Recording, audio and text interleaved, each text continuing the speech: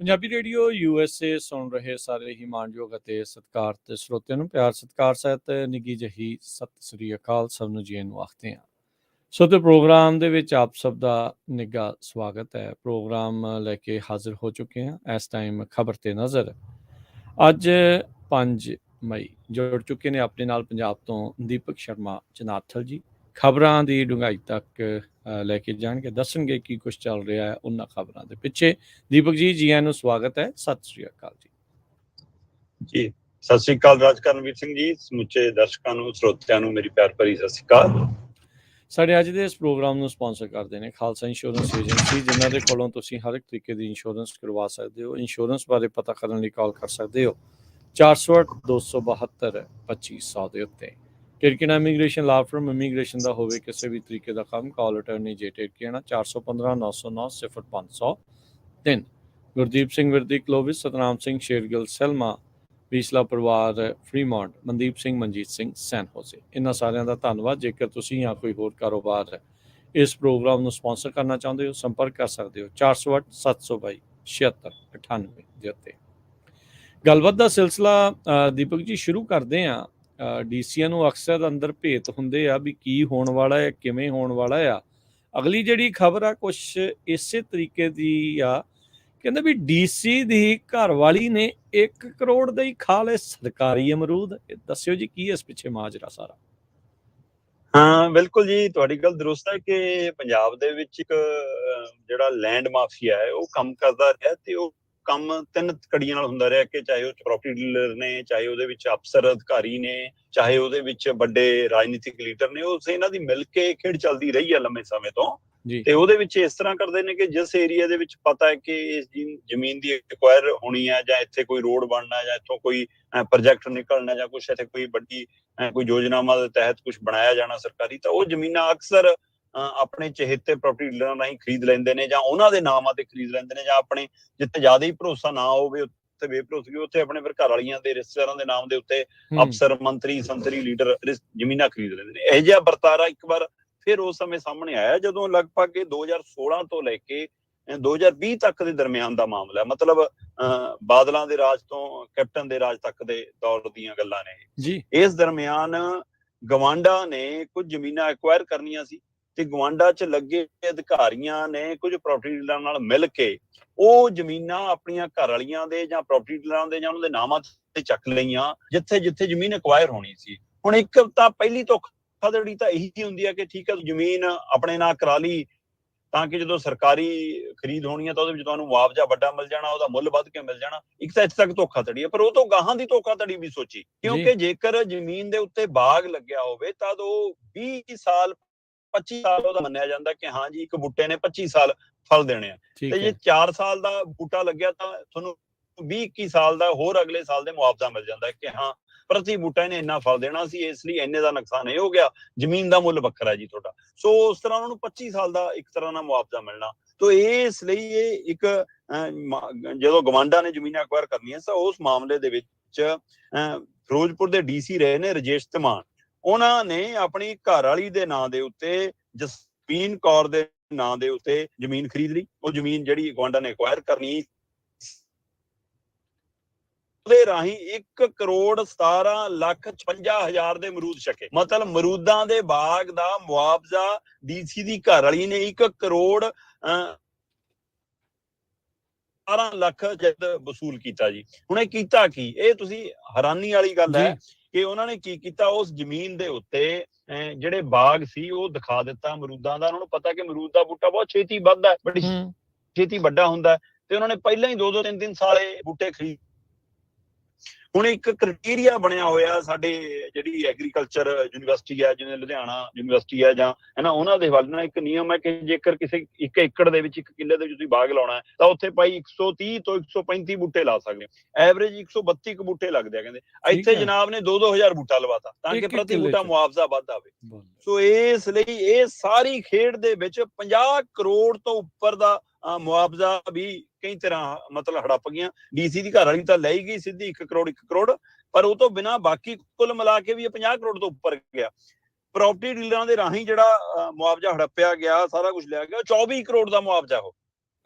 ਸੋ ਇਸ ਲਈ ਇਹ ਬਾਕਰਪੁਰ ਖੇਤਰ ਦਾ ਮਾਮਲਾ ਹੈ, ਜਿੱਥੇ ਦਾ ਇੱਕ ਪ੍ਰਾਪਰਟੀ ਡੀਲਰ ਭੁਪਿੰਦਰ ਸਿੰਘ, ਉਹਨੇ ਗਵਾਂਡਾਂ ਨਾਲ ਮਿਲ ਕੇ ਇਹਨਾਂ ਸਾਰਿਆਂ ਨੂੰ, ਕਿਉਂਕਿ ਇਹ ਜ਼ਰੂਰੀ ਨਹੀਂ ਹੈ ਕਿ ਉਹ ਪ੍ਰਾਪਰਟੀ ਡੀਲਰ ਦੀ ਜੇਬ 'ਚ ਗਿਆ ਹੋਵੇ, ਉਹਦੇ ਰਾਹੀਂ ਕਿੰਨੇ ਰਾਜਨੀਤਿਕ ਧਿਰਾਂ ਨੂੰ ਮਿਲਿਆ ਹੋਣਾ, ਕਿੰਨੇ ਅਫਸਰਾਂ ਨੂੰ ਮਿਲਿਆ ਹੋਣਾ। ਸੋ ਇਹ ਪੂਰਾ ਮਾਮਲਾ ਜੀ ਜਿਹੜਾ ਮਤਲਬ ਕਿ ਬਾਕਰਪੁਰ ਖੇਤਰ ਦਾ ਹੈ, ਉਸ ਇਲਾਕੇ ਦੇ ਵਿੱਚ ਜ਼ਮੀਨਾਂ ਐਕਵਾਇਰ ਕੀਤੀਆਂ 2016 ਤੋਂ 2020 ਦੇ ਵਿੱਚ। ਬਾਅਦ ਚੋਂ ਜਦੋਂ ਸਰਕਾਰਾਂ ਨੇ ਐਕਵਾਇਰ ਕੀਤੀਆਂ ਤਾਂ ਉਹਦੇ ਨਾਂ ਦੇ ਉੱਤੇ ਫਿਰ ਉਹਨਾਂ ਨੇ ਉਸ ਨੂੰ ਬਾਗ ਦਿਖਾ ਕੇ ਉਹਦੀ ਇਨਕੁਆਇਰੀ ਕਰਾਈ ਤੇ ਉਹਦੇ ਵਿੱਚੋਂ ਪਾਸ ਹੋ ਗਏ। ਅਗਲੇ 20 ਸਾਲਾਂ ਦੇ ਹਵਾਲੇ ਨਾਲ ਉਹਨਾਂ ਦਾ ਜਿਹੜਾ ਕਰੋੜਾਂ ਦਾ ਮੁਆਵਜ਼ਾ ਬਣਦਾ ਸੀ ਉਹ ਵਸੂਲਿਆ। ਰਜੇਸ਼ ਦੀ ਪਤਨੀ ਜਸਮੀਨ ਕੌਰ ਦੇ ਨਾਂ ਦੇ ਉੱਤੇ 1,17,55,000 ਦਾ ਮੁਆਵਜ਼ਾ ਆਇਆ। ਇਸੇ ਤਰ੍ਹਾਂ ਜਿਹੜਾ ਪ੍ਰਾਪਰਟੀ ਡੀਲਰ ਆ ਉਹਦੇ ਨਾਂ ਦੇ ਉੱਤੇ ਵੀ 2016 ਤੋਂ ਆਪਣੀ ਜ਼ਮੀਨ ਉਹਨੇ ਅਮਰੂਦਾਂ ਦੇ ਬਾਗਾਂ ਦੇ ਰੂਪ ਚ ਦਿਖਾਈ ਤੇ ਉਹਨੇ ਤੇ ਉਹਦੇ ਪਰਿਵਾਰ ਦੇ ਮੈਂਬਰਾਂ ਨੇ 24 ਕਰੋੜ ਵਸੂਲਿਆ। ਇੰਜੇ ਕੁੱਲ ਕਹਿੰਦੇ ਜੀ 50 ਕਰੋੜ ਤੋਂ ਵੱਧ ਦੀ ਵਸੂਲੀ ਕਰਕੇ ਚੰਡੀਗੜ੍ਹ, ਮੋਹਾਲੀ, ਹੁਣ ਇਹਨਾਂ ਖੇਤਰਾਂ ਚ ਉਹਨਾਂ ਦੇ ਨੇੜਲੇ ਰਿਸ਼ਤੇਦਾਰਾਂ ਦੇ ਘਰਾਂ ਚ ਸਾਰੇ ਕਿਤੇ ਛਾਪੇਮਾਰੀ ਜਾਰੀ ਆ। ਉਹ ਛਾਪੇਮਾਰੀ ਚੱਲ ਰਹੀ ਆ ਤਾਂ ਕਿ ਮਤਲਬ ਕਿ ਇਹ ਸਾਰਾ ਸਾਹਮਣੇ ਆ ਸਕੇ। 6 ਟੀਮਾਂ ਬਣਾਈਆਂ ਗਈਆਂ ਨੇ, ਜਿਨ੍ਹਾਂ ਦੇ ਵਿੱਚੋਂ ਸ਼ੁੱਕਰਵਾਰ ਨੂੰ ਚੰਡੀਗੜ੍ਹ 'ਚ ਵੀ, ਬਠਿੰਡੇ 'ਚ ਵੀ, ਹੁਸ਼ਿਆਰਪੁਰ 'ਚ ਵੀ, ਮੋਹਾਲੀ 'ਚ ਵੀ ਇਹਨਾਂ ਕਈ ਥਾਵਾਂ ਤੇ ਛਾਪੇਮਾਰੀ ਹੋਈ ਤੇ ਦੱਸਿਆ ਜਾ ਰਿਹਾ ਕਿ ਇਸ ਮਾਮਲੇ ਦੇ ਵਿੱਚ ਬਾਗਬਾਨੀ ਵਿਭਾਗ ਆ ਜਿਹੜਾ, ਉਹਦੇ ਕਰਮਚਾਰੀਆਂ ਦੇ ਘਰਾਂ ਤੇ ਵੀ ਟੀਮਾਂ ਨੇ ਛਾਪੇ ਮਾਰੇ ਨੇ ਤੇ ਹੁਣ ਤੱਕ 7 ਆਰੋਪੀਆਂ ਨੂੰ ਗ੍ਰਿਫਤਾਰ ਕੀਤਾ ਜਾ ਚੁੱਕਿਆ ਹੈ ਤੇ ਹੋਰ ਦੀ ਗ੍ਰਿਫਤਾਰੀ ਹੋਣ ਦੀ ਸੰਭਾਵਨਾ ਹੈ। ਇਸ ਲਈ ਸਰਕਾਰੀ ਅਮਰੂਦ ਜਾਂ ਤਾਂ ਬੜੇ ਸਵਾਦ ਲੱਗੇ ਹੋਣੇ ਕਿ ਹਾਂ ਭਾਈ 1 ਕਰੋੜ ਦੇ ਸਰਕਾਰੀ ਅਮਰੂਦ ਛਕ ਲਏ, ਪਰ ਹੁਣ ਪਤਾ ਲੱਗ ਰਿਹਾ ਹੋਣਾ ਜਦੋਂ ਬੀਜ ਨਿਕਲਣੇ ਆਓ ਜੀ। ਜੀ ਸੋ ਦੇਖੋ ਕੀ ਬਣਦਾ ਆ, ਪਰ ਇਹਨਾਂ ਨੇ ਰਾਹ ਬੜੇ ਜਿਹੜੇ ਬਣਾਏ ਹੁੰਦੇ ਆ ਬਿਊਰੋਕ੍ਰੇਸੀ 'ਚ ਰਹਿੰਦੇ ਹੋਏ, ਕੀ ਕੁਛ ਜਿਹੜਾ ਆ ਉਹ ਇੱਥੇ ਪੰਜਾਬ ਦੇ ਵਿੱਚ ਸਾਰਿਆਂ ਨੂੰ ਪਤਾ ਹੈ ਕਿ ਟਿੱਬੇ ਤੱਕ ਕਿਵੇਂ ਖਰੀਦ ਰਹੇ, ਰੇਤ ਦੀਆਂ ਖੱਡਾਂ ਦੇ ਮਾਮਲੇ 'ਚ ਕਿਵੇਂ ਖੱਡਾਂ ਦੀ ਖਰੀਦ ਹੁੰਦੀ ਰਹੀ। ਇੱਥੇ ਰਸੋਈਆਂ ਦੇ ਨਾਮ ਦੇ ਉੱਤੇ ਖੱਡਾਂ ਅਲਾਟ ਹੋਣ ਵਾਲੇ ਮਾਮਲੇ ਸਭ ਦੇ ਧਿਆਨ 'ਚ ਨੇ। ਸੋ ਨੂਰਪੁਰ ਬੇਦ ਵਾਲੀ ਬੈਲਟ, ਗੜਸ਼ੰਕਰ ਵਾਲੀ ਬੈਲਟ, ਇਹ ਸਾਰੀ ਅੱਜ ਕੱਲ੍ਹ ਵਿਵਾਦਾਂ 'ਚ ਇਸੇ ਲਈ ਹੈ ਕਿਉਂਕਿ ਮੰਨਿਆ ਜਾ ਰਿਹਾ ਕਿ ਵੱਡੀ ਗਿਣਤੀ ਦੇ ਵਿੱਚ ਇਹ ਖਰੀਦੋ ਫਰੋਖਤ ਹੋ ਰਹੀ ਹੈ ਕਿ ਹਾਂ ਭਾਈ ਉੱਥੇ ਜ਼ਮੀਨਾਂ ਪਹਿਲਾਂ ਤੋਂ ਹੀ ਕਈ ਮੰਤਰੀਆਂ, ਸੰਤਰੀਆਂ, ਅਧਿਕਾਰੀਆਂ ਦੀਆਂ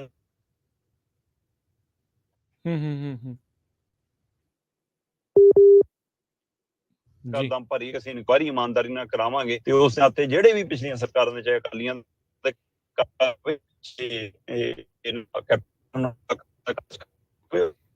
ਮੰਤਰੀ ਨੇ, ਅਧਿਕਾਰੀ ਨੂੰ ਸਾਰੇ ਫੜੇ ਜਾਣਗੇ, ਬਖਸ਼ਾਂਗੇ ਨਹੀਂ, ਪਰ ਇਹਨਾਂ ਦੇ ਆਪਣੇ ਸਾਹਮਣੇ ਆ ਰਹੇ ਜੀ। ਦੀਪਕ ਜੀ, ਆਵਾਜ਼ ਜਿਹੜੀ ਹੈ ਤੁਹਾਡੀ ਥੋੜੀ ਕੱਟ ਰਹੀ ਹੈ, ਮੈਨੂੰ ਲੱਗਦਾ ਥੋੜੀ ਜਿਹੀ ਨੈਟਵਰਕ ਦੀ ਪ੍ਰੋਬਲਮ ਜਿਹੜੀ ਉਹ ਸ਼ਾਇਦ ਆ ਰਹੀ ਆ। ਤੇ ਆਪਾਂ ਇਸ ਤੋਂ ਅੱਗੇ ਵੱਧਦੇ ਹਾਂ ਅਗਲੀਆਂ ਜਿਹੜੀਆਂ ਖਬਰਾਂ ਦੇ ਵੱਲ ਨੂੰ। ਦੀਪਕ ਜੀ, ਅਗਲੀ ਖਬਰ ਕਰੀਏ। ਭਾਜਪਾ ਨੇ 45 ਕਰੋੜੀ ਕੇਜਰੀਵਾਲ ਦੇ ਘਰ ਦੀਆਂ ਤਸਵੀਰਾਂ ਜਾਰੀ ਕਰਤੀਆਂ। ਨਵੀਂ ਸਿਆਸਤ ਵੀ ਛਿੜ ਗਈ। ਬਿਲਕੁਲ ਨਵੀਂ ਸਿਆਸਤ ਛੱਡਣੀ ਸੀ ਜਦੋਂ ਇੱਕ ਬੰਗਲਾ, ਜਿਹੜਾ ਸਰਕਾਰੀ ਬੰਗਲਾ, ਉਹਦੀ ਰਿਪੇਅਰ ਉੱਤੇ 45 ਕਰੋੜ ਲੱਗਣ ਦਾ ਮਾਮਲਾ ਸਾਹਮਣੇ ਆਇਆ। ਦਿੱਲੀ ਦੀ PW ਵਿਭਾਗ ਦੇ ਡਿਪਾਰਟਮੈਂਟ ਦੇ ਹਵਾਲੇ ਨਾਲ ਇਹ ਖਬਰ ਸੀਗੀ ਤੇ ਉਸ ਹਵਾਲੇ ਨਾਲ ਜਦੋਂ ਇਹ ਖਬਰ ਨਸਰ ਹੋਈ ਕਿ ਹਾਂ ਉਹਨਾਂ ਨੇ ਇਹ ਬੰਗਲਾ ਬਣਾਇਆ,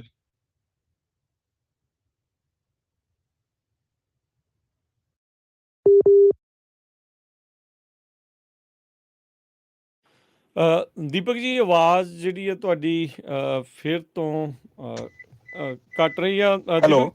ਹਾਂਜੀ ਦੀਪਕ ਜੀ, ਜੁੜੇ ਰਹਿਣਾ। ਮੈਂ ਨਾ ਤੁਹਾਨੂੰ ਦੂਸਰੇ ਪਾਸਿਓਂ ਕਾਲ ਕਰਦਾ ਹਾਂ। ਸਰੋਤੇ ਤੁਸੀਂ ਵੀ ਇੱਦਾਂ ਹੀ ਜਿਹੜਾ ਉਹ ਜੁੜੇ ਰਹੋ। ਆਪਾਂ ਦੀਪਕ ਜੀ ਦੇ ਨਾਲ ਮੁੜ ਦੁਬਾਰਾ ਕੰਟੈਕਟ ਕਰਦੇ ਹਾਂ। ਥੋੜੀ ਕਾਲਿੰਗ ਦੀ ਪ੍ਰੋਬਲਮ ਆ ਰਹੀ ਆ।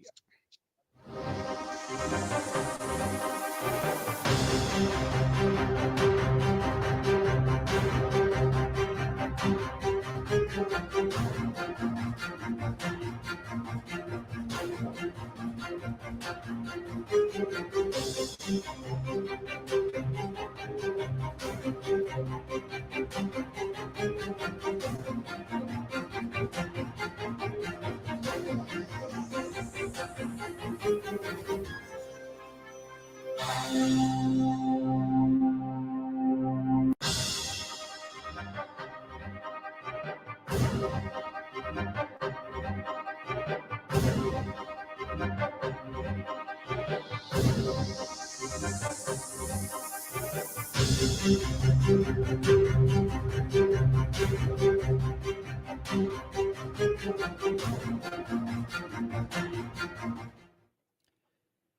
दीपक जी, आवाज ठीक आ रही है? हुण आवाज सुन पा रहे हैं? हाँ जी, बिल्कुल ठीक है, बिल्कुल ठीक है। जी। सो ਗੱਲ ਆਪਾਂ ਫਿਰ ਮੁੜ ਤੋਂ ਇਸ ਦੀ ਸ਼ੁਰੂਆਤ ਕਰ ਲੈਂਦੇ ਆ। ਭਾਜਪਾ ਨੇ 45 ਕਰੋੜੀ ਕੇਜਰੀਵਾਲ ਦੇ ਘਰ ਦੀਆਂ ਤਸਵੀਰਾਂ ਜਾਰੀ ਕਰਕੇ ਨਵੀਂ ਸਿਆਸਤ ਛੇੜੀ ਹੈ। ਬਿਲਕੁਲ ਜੀ, ਭਾਰਤੀ ਜਨਤਾ ਪਾਰਟੀ ਆਪਣੇ ਆਪ ਨੂੰ ਇਮਾਨਦਾਰ ਪਾਰਟੀ ਵਜੋਂ ਦਿਖਾਉਂਦਿਆਂ ਹੋਇਆਂ ਕੇਜਰੀਵਾਲ ਦੇ 45 ਕਰੋੜੀ ਬੰਗਲੇ ਦੇ ਹਵਾਲੇ ਨਾਲ ਤਸਵੀਰਾਂ ਸਾਹਮਣੇ ਲਿਆ ਰਹੀ ਆ। ਹੁਣ ਕਿ ਦੇਖੋ ਜੀ, ਅਸੀਂ ਜਿਹੜੀਆਂ ਗੱਲਾਂ ਕੱਢੀਆਂ ਜਾਂ PW ਡਿਪਾਰਟਮੈਂਟ ਦੇ ਵਿਭਾਗ ਨਾਲ ਜੋ ਗੱਲਾਂ ਹੋਈਆਂ, ਉਸ ਹਵਾਲੇ ਨਾਲ ਕਿ ਇਹ ਤਸਵੀਰਾਂ ਉਹਦੀ ਗਵਾਹੀ ਭਰਦੀਆਂ ਕਿ ਦੇਖੋ ਜੀ ਇਹਨਾਂ ਦੇ ਕੀ ਕਰ ਰਹੇ ਨੇ। ਉਹਨਾਂ ਨੇ ਉਹ 45 ਕਰੋੜ ਦੇ ਮਹਿਲ ਨੁਮਾ ਜਿਹੜਾ ਸਰਕਾਰੀ ਬੰਗਲਾ ਹੈ, ਉਹਦੀਆਂ ਤਸਵੀਰਾਂ ਸਾਹਮਣੇ ਲਿਆ ਕੇ, ਕੱਲੀਆਂ ਤਸਵੀਰਾਂ ਹੀ ਸਾਹਮਣੇ ਲੈਂਦੀਆਂ, ਬਕਾਇਦਾ ਪ੍ਰੈਸ ਕਾਨਫਰੰਸ ਕੀਤੀ। ਪ੍ਰੈਸ ਕਾਨਫਰੰਸ ਕਰਕੇ ਦਮ ਭਰਿਆ ਕਿ ਆਹ ਦੇਖੋ ਜੀ, ਰਿਮੋਟ ਨਾਲ ਦਰਵਾਜ਼ੇ ਖੁੱਲਦੇ ਨੇ, ਹੈ ਨਾ, ਤੇ ਇੱਥੇ ਜੀ ਮਤਲਬ ਕਿ ਬੜੇ ਮਹਿੰਗੇ ਮਹਿੰਗੇ 4-4 ਲੱਖ ਦੇ ਤਾਂ ਕਹਿੰਦੇ ਕੰਪੋਡ ਲੱਗੇ ਨੇ, ਇਹਦੇ ਵਿੱਚ 8-8 ਲੱਖ ਦੇ ਪਰਦੇ ਲੱਗੇ ਨੇ ਜੀ, ਦੇਖੋ, ਹੈ ਨਾ। ਇਹ ਸਾਰੀਆਂ ਜਿਹੜੀਆਂ ਤਸਵੀਰਾਂ ਨੇ, ਇਹ ਸਾਰਾ ਕੁਛ ਹੈ। ਕਹਿੰਦੇ ਇਹਦੇ ਹਵਾਲੇ ਨਾਲ ਅਸੀਂ ਇਹ ਦੱਸਣਾ ਚਾਹੁੰਦੇ ਹਾਂ ਕਿ ਜੀ ਇਹ ਤਾਂ ਕੋਈ ਸੁਦਾਮ ਹੁਸੈਨ ਦਾ ਜਿਵੇਂ ਘਰ ਹੋਵੇ ਜਾਂ ਹੈ ਨਾ ਕਿਮ ਜੋਂਗ ਦਾ ਹੋਵੇ, ਉਹੇ ਜਿਹੇ ਮਕਾਨ ਨੇ। ਕਹਿੰਦੇ ਉਸ ਹਵਾਲੇ ਨਾਲ ਉਹਨਾਂ ਨੇ ਗੱਲ ਕੀਤੀ, ਪਰ ਸਵਾਲ ਉੱਥੇ ਦਾ ਉੱਥੇ ਹੀ ਖੜਾ ਕਿ ਅੱਜ ਇਸ 45 ਕਰੋੜ ਦੀ ਗੱਲ ਹੋ ਰਹੀ ਹੈ ਤੇ ਦੂਸਰੇ ਪਾਸੇ ਉਹਦੇ 500 ਕਰੋੜ ਦੇ ਘਰ ਦੀ ਗੱਲ ਕਿਉਂ ਨਹੀਂ ਹੁੰਦੀ।